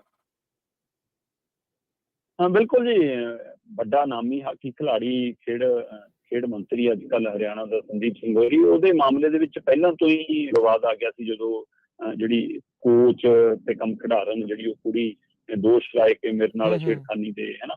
ਸੋ ਇਸ ਲਈ ਉਸ ਮਾਮਲੇ ਦੇ ਵਿੱਚ ਵੀ ਹਰਿਆਣਾ ਦੀ ਸਰਕਾਰ ਨੇ ਵੀ ਉਹੀ ਜਿਹਾ ਰੁਖ ਅਪਣਾਇਆ ਹੋਇਆ, ਜਾਂ ਕੇਜਰੀਵਾਲ ਨੇ ਸਤਿੰਦਰ ਜੈਨ ਦੇ ਮਾਮਲੇ 'ਚ ਅਪਣਾਇਆ ਹੋਇਆ, ਜਾਂ ਭਾਜਪਾ ਨੇ ਬ੍ਰਿਜ ਭੂਸ਼ਣ ਤੇ ਲਖੀਮਪੁਰ ਖੀਰੀ ਵਾਲੇ ਮੰਤਰੀ ਵਾਲੇ ਮਾਮਲੇ 'ਚ ਅਪਣਾਇਆ ਹੋਇਆ, ਉਹੀ ਜਿਹਾ ਨਾ ਉਹਦਾ ਅਸਤੀਫਾ ਲਿਆ। ਜਦੋਂ ਇਹੋ ਜਿਹੇ ਦੋਸ਼ ਲੱਗਦੇ ਨੇ, ਉਂਗਲ ਖੜੀ ਹੁੰਦੀ ਹੈ, ਤਾਂ ਚਾਹੀਦਾ ਇਹ ਹੁੰਦਾ ਕਿ ਤੁਰੰਤ ਅਹੁਦੇ ਤੋਂ ਹਟ ਜਾਓ, ਜਾਂ ਉਹਨਾਂ ਦੇ ਹੈੱਡ, ਉਹਨਾਂ ਦੇ ਮੁਖੀ ਹਾਈਕਮਾਂਡ ਉਹਨਾਂ ਨੂੰ ਹਟਾ ਦੇਵੇ ਕਿ ਜਦੋਂ ਭਾਈ ਅਦਾਲਤ 'ਚੋਂ ਬਰੀ ਹੋ ਜਾਓਗੇ ਫਿਰ ਦੁਬਾਰਾ ਤੁਹਾਨੂੰ ਦੇ ਦਾਂਗੇ ਦੁਬਾਰਾ ਉਹਦੇ। ਪਰ ਨਹੀਂ, ਇੱਥੇ ਜੱਫੀ ਇੰਨੀ ਘੁੱਟ ਕੇ ਪਾਈ ਹੁੰਦੀ ਕਿ ਉਹਦਾ ਛੱਡਣ ਲਈ ਲੋਕ ਤਿਆਰ ਨਹੀਂ ਹੁੰਦੇ, ਤੇ ਇਸ ਲਈ ਸੰਦੀਪ ਸਿੰਘ ਨੇ ਉਹਦਾ ਵੀ ਨਹੀਂ ਛੱਡਿਆ। ਤੇ ਉਹ ਕਹਿੰਦਾ ਜੀ ਮੈਂ ਪੁਲਿਸ ਇਨਕੁਆਇਰੀ ਸ਼ਾਮਲ ਹੋ ਗਿਆ, ਮੈਂ ਚੰਡੀਗੜ੍ਹ ਪੁਲਿਸ ਨੂੰ ਸਾਰੀ ਜਾਣਕਾਰੀ ਦੇਤੀ, ਜੋ ਮੈਨੂੰ ਪੁੱਛਣਾ ਸੀ ਮੈਂ ਦੱਸਤਾ, ਹੁਣ ਮੈਂ ਪੋਲੀਗ੍ਰਾਫ ਟੈਸਟ ਕਰਾਉਣਾ। ਕਿਉਂ ਭੱਜ ਰਿਹਾ ਸੰਦੀਪ ਸਿੰਘ ਪੋਲੀਗ੍ਰਾਫ ਟੈਸਟ ਤੋਂ? ਕੀ ਉਹਨੂੰ ਕੋਈ ਸ਼ੰਕਾ ਸ਼ੋਭਾ ਹੈ ਕਿ ਉਸਨੂੰ ਲੱਗਦਾ ਕਿ ਮੇਰਾ ਕੋਈ ਝੂਠ ਫੜਿਆ ਜਾਣਾ, ਕੋਈ ਸੱਚ ਸਾਹਮਣੇ ਆ ਜਾਣਾ? ਬੇਸ਼ੱਕ ਉਸ ਕੁੜੀ ਨੂੰ ਲੈ ਕੇ ਵੀ ਕਈ ਤਰ੍ਹਾਂ ਦੇ ਸਵਾਲ ਖੜੇ ਕੀਤੇ ਜਾ ਰਹੇ ਨੇ ਕਿ ਜੀ ਉਹਦੇ ਮਾਮਲੇ ਇਹੋ ਜਿਹੇ ਨੇ, ਉਹ ਕਿਰਾਏ ਮਕਾਨ ਮਾਲਕਾਂ ਨਾਲ ਵੀ ਉਲਝਦੀ ਹੈ ਜੀ, ਉਹਨਾਂ ਨਾਲ ਵੀ ਉਲਝਦੀ ਹੈ ਜੀ, ਉਹਦੇ ਪਹਿਲੇ ਵੀ ਪੰਗੇ ਹੈਗੇ ਜੀ। ਪਰ ਉਸ ਦੇ ਬਾਵਜੂਦ ਵੀ ਇੱਕ ਮੰਤਰੀ ਦੇ ਜੇਕਰ ਸਵਾਲ ਖੜਾ ਹੋਇਆ ਤਾਂ ਉਸ ਪਹਿਲੂ ਦੇ ਉੱਤੇ ਚਾਹੀਦਾ ਇਹ ਸੀ ਕਿ ਸਰਕਾਰ ਇਸ ਦੀ ਪਹਿਲਕਦਮੀ ਕਰਦੀ, ਆਪਣੀ ਸਰਕਾਰ ਦੀ ਸ਼ਾਖ ਲਈ ਸੰਦੀਪ ਸਿੰਘ ਦਾ ਜਿਹੜਾ ਰੁਤਬਾ ਹੈ ਬਤੌਰ ਹਾਕੀ ਖਿਡਾਰੀ, ਉਸ ਰੁਤਬੇ ਨੂੰ ਧਿਆਨ 'ਚ ਰੱਖਦੇ ਹਾਂ। ਸੋ ਪਰ ਹੁਣ ਸੰਦੀਪ ਸਿੰਘ ਨੇ ਬਕਾਇਦਾ ਆਪਣੇ ਵਕੀਲ ਰਾਹੀਂ ਅਦਾਲਤ ਦੇ ਵਿੱਚ ਇਹ ਪੱਖ ਰੱਖਿਆ ਕਿ ਜੀ ਮੈਂ ਪੋਲੀਗ੍ਰਾਫ ਟੈਸਟ ਨਹੀਂ ਕਰਾਉਣਾ। ਉਹਦਾ ਇਨਕਾਰ ਕਰਨਾ ਉਹਦੇ ਉਲਟ ਵੀ ਜਾ ਸਕਦਾ, ਉਹਦੇ ਖਿਲਾਫ ਵੀ ਜਾ ਸਕਦਾ, ਜੇਕਰ ਸੱਚਮੁੱਚ ਇਨਕੁਆਇਰੀ ਜਿਹੜੀ ਮਤਲਬ ਕਿ ਸਹੀ ਕਾਜ ਨਾਲ ਹੀ ਅੱਗੇ ਵੱਧਦੀ ਹੈ। ਜੀ ਜੀ ਜੀ। ਸ਼ਰਦ ਪਵਾਰ ਫਿਰ ਬਣ ਗਏ ਜੀ ਐਨਸੀਪੀ ਦੇ ਪ੍ਰਧਾਨ। ਬਿਲਕੁਲ ਜੀ, ਸ਼ਰਦ ਪਵਾਰ ਹੋਰੀ ਮਤਲਬ ਕਿ ਨੈਸ਼ਨਲ ਕਾਂਗਰਸ ਪਾਰਟੀ ਦੇ ਮੁੜ ਕੇ ਪ੍ਰਧਾਨ ਇੱਕ ਤਰ੍ਹਾਂ ਨਾਲ ਬਣ ਗਏ। ਜਾਂ ਤਾਂ ਉਹਨਾਂ ਨੇ ਆਪਣੀ ਤਾਕਤ ਚੈੱਕ ਕਰਨੀ ਸੀ, ਜਾਂ ਉਹਨਾਂ ਨੇ ਕਿਸੇ ਨੂੰ ਦਿਖਾਉਣਾ ਸੀਗਾ, ਮਤਲਬ ਅਜੀਤ ਪਵਾਰ ਨੂੰ ਖਾਸ ਕਰਕੇ, ਕਿ ਦੇਖ ਭਾਈ ਪਾਰਟੀ ਮੇਰੇ ਭਰੋਸੇ ਹੈ, ਮੇਰੇ ਦਮ ਤੇ ਚੱਲਦੀ ਹੈ, ਅਜੇ ਤੇਰੀ ਇੰਨੀ ਪਕੜ ਨਹੀਂ ਬਣੀ। ਕਿਉਂਕਿ ਇੱਕ ਵਾਰੀ ਰੌਲਾ ਪੈ ਗਿਆ ਸੀਗਾ ਕਿ ਅਜੀਤ ਪਵਾਰ ਹੋਰੀ ਕੁਝ ਐਮਐਲਏ ਨੂੰ ਲੈ ਕੇ ਬੀਜੇਪੀ ਕੰਨੀ ਜਾ ਸਕਦੇ ਨੇ, ਬੀਜੇਪੀ ਦੀ ਸਰਕਾਰ ਜਿਹਨੂੰ ਖਤਰਾ ਖੜਾ ਜੇ ਅਦਾਲਤੀ ਲੜਾਈ ਦੇ ਵਿੱਚ, ਉਹਨੂੰ ਹੋਰ ਪੱਕੇ ਪੈਰੀ ਮਜ਼ਬੂਤ ਦੇ ਸਕਦੇ ਨੇ। ਸੋ ਇਸ ਲਈ ਉੱਧਰ ਜਾਣ ਦੀ ਚਰਚਾਵਾਂ ਸੀ, ਜਦੋਂ ਕਿ ਸ਼ਰਦ ਪਵਾਰ ਨੇ ਵੀ, ਅਜੀਤ ਪਵਾਰ ਨੇ ਵੀ ਇਸ ਗੱਲੋਂ ਇਨਕਾਰ ਕੀਤਾ ਕਿ ਨਹੀਂ ਅਜਿਹਾ ਕੁਛ ਨਹੀਂ ਆ। ਤੇ ਪਰ ਫਿਰ ਜਦੋਂ ਸ਼ਰਦ ਪਵਾਰ ਨੇ ਅਸਤੀਫਾ ਦਿੱਤਾ, ਉਸ ਤੋਂ ਬਾਅਦ 16 ਮੈਂਬਰੀ ਕਮੇਟੀ ਬਣੀ ਤੇ ਤੈਅ ਹੋਇਆ ਕਿ ਜੋ 16 ਮੈਂਬਰੀ ਕਮੇਟੀ ਪਾਸ ਕਰੇਗੀ ਉਹ ਸਾਰਿਆਂ ਨੂੰ ਮਨਜ਼ੂਰ ਕਰਨਾ ਪਵੇਗਾ। ਸ਼ਰਦ ਪਵਾਰ ਨੇ ਵੀ ਕਿਹਾ ਕਿ ਠੀਕ ਹੈ, ਮੈਂ ਲੋਕਾਂ ਦਾ ਫੈਸਲਾ, ਆਪਣੀ ਪਾਰਟੀ ਦਾ ਫੈਸਲਾ ਮਨਜ਼ੂਰ ਕਰੂੰਗਾ।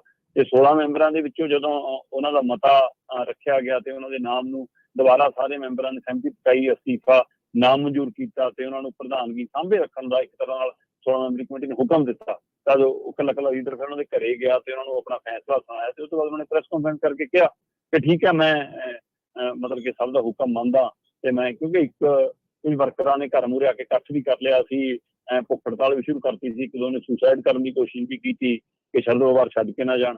ਤੇ ਜਦੋਂ ਪ੍ਰੈਸ ਕਾਨਫਰੰਸ ਕੀਤੀ ਤਦ ਉਹਨਾਂ ਦੀ ਧੀ, ਬਾਕੀ ਲੀਡਰ, ਸਾਰੀ ਲੀਡਰਸ਼ਿਪ ਮੌਜੂਦ ਸੀ, ਤੇ ਪਰ ਅਜੀਤ ਪਵਾਰ ਨਹੀਂ ਸੀ। ਜਦੋਂ ਇਸ ਨੂੰ ਲੈ ਕੇ ਸਵਾਲ ਵੀ ਕੀਤਾ ਮੀਡੀਆ ਨੇ, ਤਦ ਵੀ ਸ਼ਰਦ ਪਵਾਰ ਨੇ ਇੰਨਾ ਕਹਿ ਕੇ ਸਾਰ ਦਿੱਤਾ ਕਿ ਨਹੀਂ, ਅਸੀਂ ਸਾਰੇ ਇਕਜੁੱਟ ਹਾਂ। ਜਦੋਂ ਕਿ ਉਹਨਾਂ ਨੇ ਇਹ ਜ਼ਰੂਰ ਕਿਹਾ ਕਿ ਹੁਣ ਸਾਨੂੰ ਅਗਲੇ ਲੀਡਰ ਦੀ ਭਾਲ ਸ਼ੁਰੂ ਕਰਨੀ ਪੈਣੀ ਆ।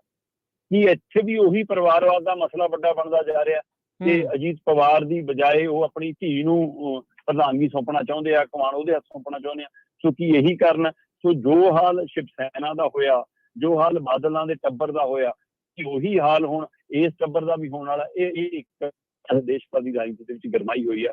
ਸੋ ਕੁੱਲ ਮਿਲਾ ਕੇ ਬੇਸ਼ੱਕ ਸ਼ਰਦ ਪਵਾਰ ਨੇ ਦੁਬਾਰਾ ਕਮਾਨ ਸੰਭਾਲਦੀ ਹੈ ਰਾਸ਼ਟਰੀ ਪ੍ਰਧਾਨ ਵਜੋਂ, ਐਨਸੀਪੀ ਦੇ ਮੁੜ ਕੇ ਉਹ ਪ੍ਰਧਾਨ ਬਣ ਗਏ ਨੇ, ਪਰ ਪਾਰਟੀ ਦੇ ਅੰਦਰ ਉਹਨਾਂ ਦੇ ਸਾਰਾ ਕੁਝ ਠੀਕ ਨਹੀਂ ਆ। ਆਉਂਦੇ ਦਿਨਾਂ ਦੇ ਅੰਦਰ ਇੱਥੇ ਵੀ, ਕਿਉਂਕਿ ਜੇ ਬੀਜੇਪੀ ਇਹਦੇ ਪਿੱਛੇ ਖੇਡ ਛੋਈ ਤਾਂ ਅਜੀਤ ਪਵਾਰ ਕੱਲ ਨੂੰ ਦੂਏ ਪਾਸੇ ਕੁਰਸੀ ਢਾ ਕੇ ਬੈਠੇ ਵੀ ਨਜ਼ਰ ਆ ਸਕਦੇ।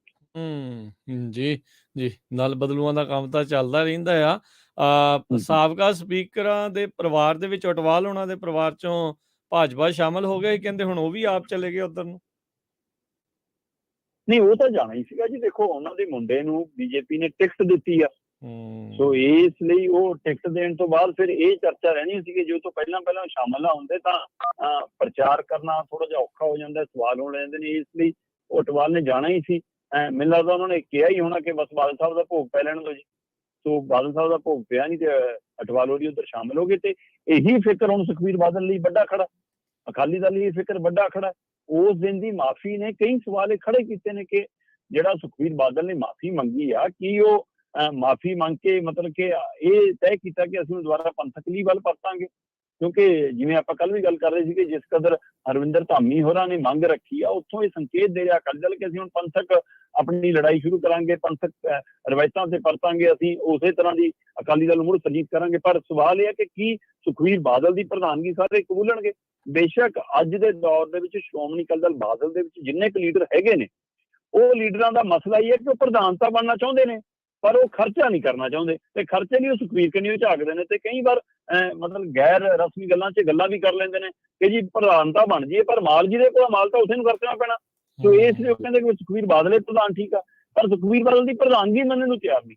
ਸੋ ਇਸ ਲਈ ਸੁਖਬੀਰ ਬਾਦਲ ਨੇ ਕੱਲ ਮਾਫੀ ਮੰਗ ਕੇ ਜਿੱਥੇ ਦੁਬਾਰਾ ਆਪਣੀ ਪਾਰਟੀ ਨੂੰ ਮਜ਼ਬੂਤ ਕਰਨ ਦੀ ਪਹਿਲ ਕਦਮੀ ਕਰਨ ਦੀ ਕੋਸ਼ਿਸ਼ ਕੀਤੀ ਆ, ਉੱਥੇ ਦੁਬਾਰਾ ਉਸ ਨੂੰ ਹੁੰਗਾਰਾ ਦੇਣ ਦੇ ਲਈ ਲੀਡਰਾਂ ਨੂੰ ਵੀ ਸੰਕੇਤ ਦਿੱਤਾ ਕਿ ਮੈਂ ਤੁਹਾਡੀ ਚਾਹੇ ਅਗਵਾਈ ਦੇ ਵਿੱਚ ਮੇਰੀ ਅਗਵਾਈ ਨਾਮ 'ਚ ਰਹੇ, ਪਰ ਮੈਂ ਤੁਹਾਡੀ ਅਗਵਾਈ ਖੁੱਲ੍ਹਣ ਨੂੰ ਤਿਆਰ ਹਾਂ, ਛੱਡ ਕੇ ਨਾ ਜਾਏ। ਪਰ ਉਹ ਅਜੇ 24 ਘੰਟੇ ਵੀ ਨਹੀਂ ਹੋਏ ਸੀ ਕਿ ਅਟਵਾਲ ਉਧਰ ਚਲੇ ਹੀ ਗਏ। ਸੋ ਅਜੇ ਹੋਰ ਕਤਾਰ 'ਚ ਹੈਗੇ ਨੇ, ਕਿੰਨਿਆਂ ਦੇ ਨਾਮ ਪਹਿਲਾਂ ਚੱਲਦੇ ਰਹੇ, ਕਿੰਨੇ ਦਿੱਲੀ ਜਾ ਕੇ ਮੀਟਿੰਗਾਂ ਕਰਦੇ ਰਹੇ ਨੇ। ਸੋ ਕਿਸੇ ਦਾ ਵੀ ਕੋਈ ਹਿੰਦੀ ਬੋਲਣ ਵਾਲਾ, ਕੋਈ ਪੰਜਾਬੀ ਬੋਲਣ ਵਾਲਾ, ਉਹ ਕਿੰਨੇ ਹੀ ਚਿਹਰੇ ਨੇ ਜਿਹੜੇ ਅਕਾਲੀ ਦਲ ਦੇ ਅੱਜ ਬੀਜੇਪੀ ਦੀ ਨਜ਼ਰ 'ਚ ਨੇ, ਤੇ ਉਹ ਕਿਸੇ ਵੀ ਸਮੇਂ ਬੀਜੇਪੀ ਦੇ ਪਾਲੇ 'ਚ ਜਾ ਸਕਦੇ ਨੇ। ਸੋ ਹੁਣ ਦੇਖਣ ਵਾਲੀ ਗੱਲ ਹੋਏਗੀ ਕਿ ਅਕਾਲੀ ਦਲ ਦਾ ਆਉਂਦੇ ਦਿਨਾਂ 'ਚ ਰੂਪ ਕੀ ਹੋਏਗਾ, ਇਹ ਵੀ ਵੱਡਾ ਸਵਾਲ। ਜੀ ਜੀ, ਬਹੁਤ ਸ਼ੁਕਰੀਆ, ਬੜੀ ਮਿਹਰਬਾਨੀ, ਧੰਨਵਾਦ ਦੀਪਕ ਜੀ। ਮਿਲਦੇ ਹਾਂ ਅਗਲੀ ਵਾਰੀ। ਸਤਿ ਸ਼੍ਰੀ ਅਕਾਲ ਜੀ। ਬਹੁਤ ਸ਼ੁਕਰੀਆ ਭਾਈ, ਸਤਿ ਸ਼੍ਰੀ ਅਕਾਲ। ਸੋ ਪ੍ਰੋਗਰਾਮ ਦੀ ਇੱਥੇ ਹੀ ਜਿਹੜੀ ਉਹ ਸਮਾਪਤੀ ਆ। ਮੇਰੇ ਵੱਲੋਂ ਵੀ ਸਭ ਨੂੰ ਪਿਆਰ ਭਰੀ ਸਤਿ ਸ਼੍ਰੀ ਅਕਾਲ। ਸੁਣਦੇ ਰਹੋ, ਦੇਖਦੇ ਰਹੋ ਪੰਜਾਬੀ ਰੇਡੀਓ USA।